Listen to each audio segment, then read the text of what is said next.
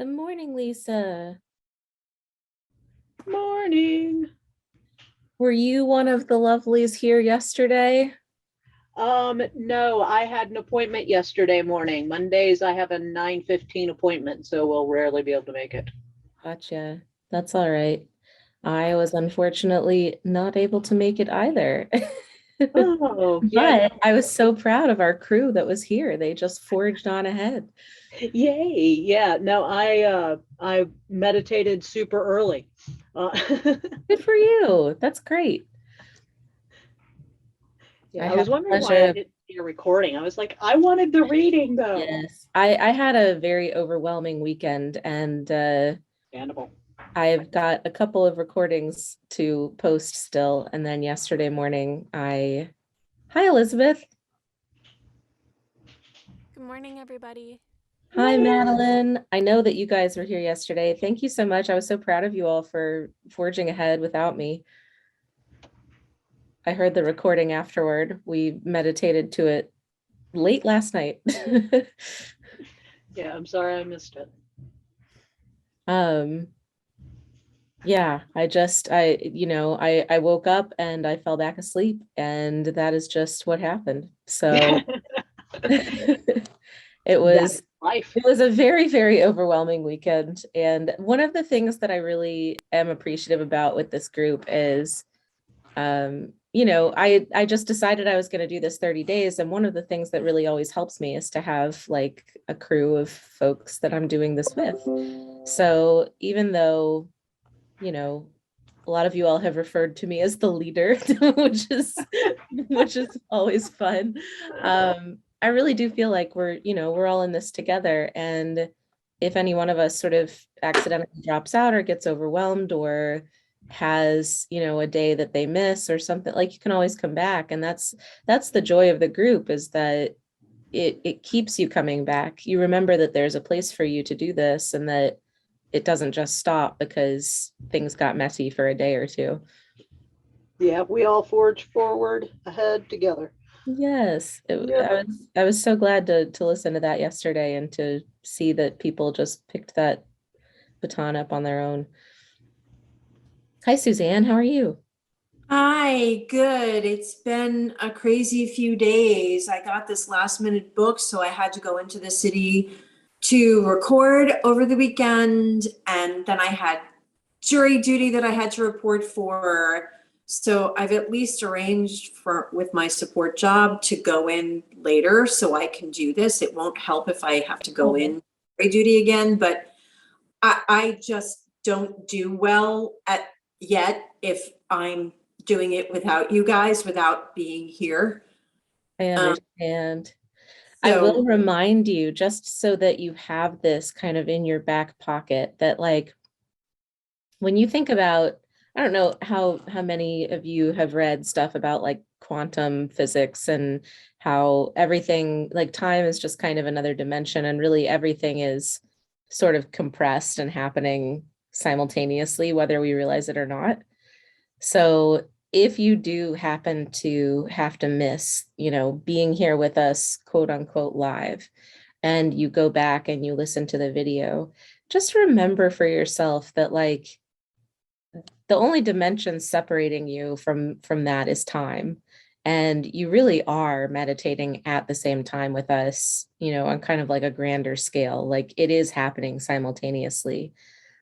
There was some kind of study, and this is such a magnificent result that I wish I had the citation for you. And I might try and look it up later to send it to you, but I know that I read this in a book by like a reputable person. This was not just some crazy pants notion that someone, made up.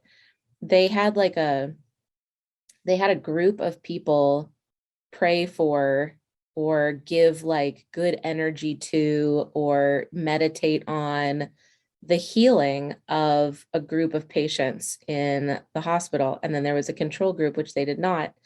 And the remarkable result, and they can replicate this study, and maybe the results wouldn't be the same. It is something to kind of take with a grain of salt until there's more evidence of stuff like this being possible. But with that happening over the course of time, the people that were selected to like give that good energy to, or to pray for, or to think of or meditate on, they got better at a higher rate. And the other group did not. And then the really crazy part is that these were people from like 100 years ago, from their hospital records or their medical records of how their illness had progressed. And it was wild that not only could having that consciousness of that person's healing potentially make a difference for them. We always say like, oh, thoughts and prayers, they don't do anything. I personally don't believe that's true. And I think that most of us on some fundamental level realize that that's not true. I think that there's a very human gut reaction that we can send each other positivity. We can send each other, something deeper, that we can't see it, but it's there. And we know the difference. Even if we doubt it, we like know on a gut level that that is possible in some way that we can't understand. And it's just wild that that was something that could happen throughout time as well. So if you have to miss, just remember for yourself, you're still here with us. We are still here with you. That's a much better way to look at it. Thank you.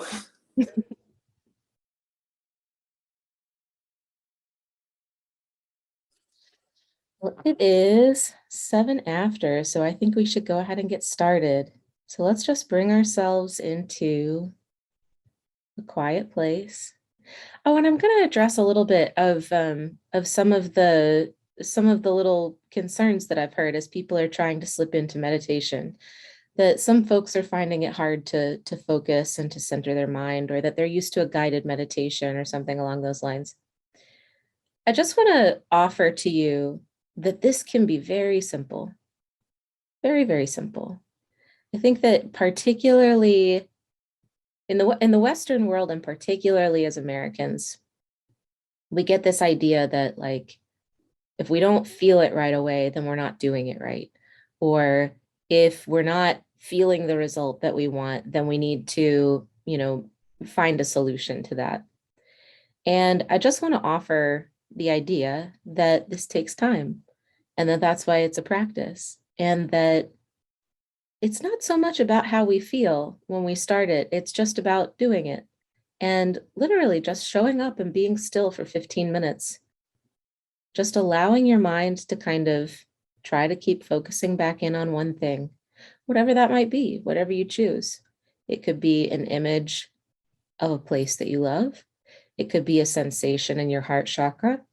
It could be the idea that you're focusing your energy to a point between your eyes. Whatever it is, when the mind has one, maybe even two, sometimes three things to sort of keep coming back to grasp onto, so that it has one item at a time. Sometimes if we only have one, it can get a little bored with that. So we might want to keep two in stock. We can switch back and forth. But the more that the mind is just able to come to a place of stillness where it's focused on one thing, that is the beginning of meditation. And if you're concerned that you're not doing it right, or if you're concerned that you don't understand how to do it, I will also offer to you that meditation itself is the teacher. The more that you keep coming back to it, you will begin to understand how to sink into it. It can take a long time. It's not something that we can look for results within, even though we've been coming back for, it's 12 days now. So it's been almost half the time. 30 days is a very short period of time to begin meditating. It's really just enough time to sort of begin to build that habit of showing up.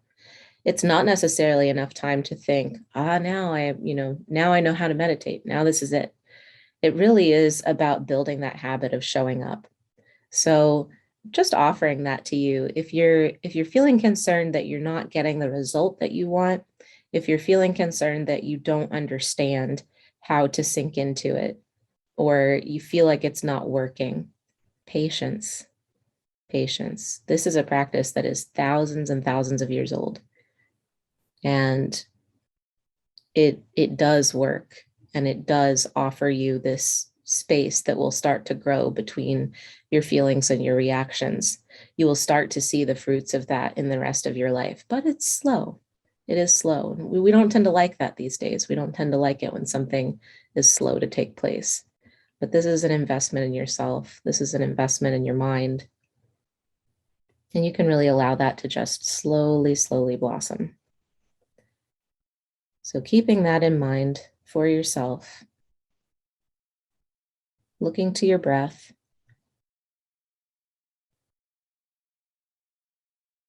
feeling the in and the out through the nostrils or gently parted lips, sitting up straight and tall.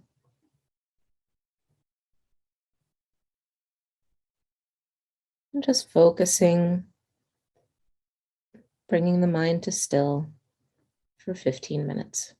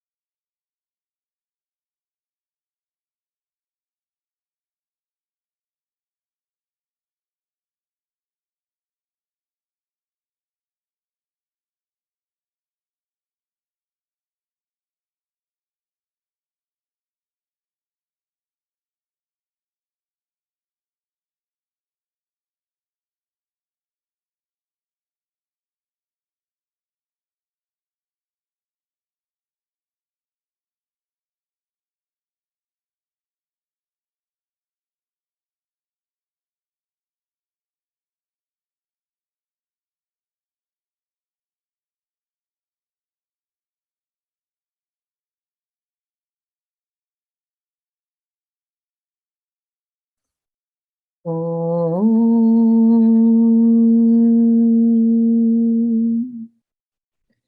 Coming back into your body, back into the world.